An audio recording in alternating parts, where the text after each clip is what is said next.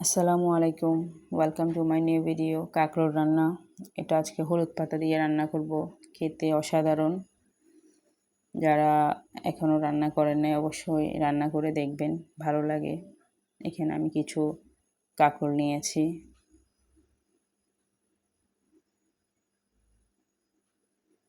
কাঁকরোলগুলোকে গোল করে কেটে নিব। এই তো ভালো করে ধুয়ে নিয়েছি। এখন এখানে পেঁয়াজ, হলুদ, মরিচ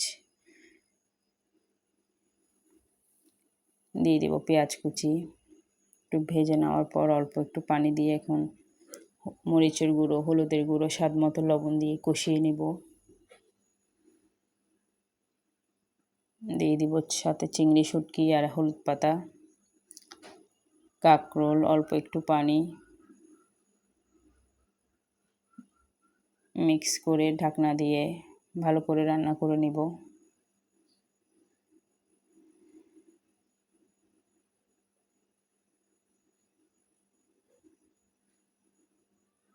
এই তো আবার একটু নেড়ে চেড়ে ঢাকনা দিয়ে রান্না করে নেব আর একটু।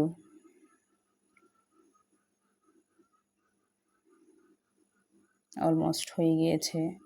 কেমন হয়েছে অবশ্যই বলবেন, আর আপনারাও বাসায়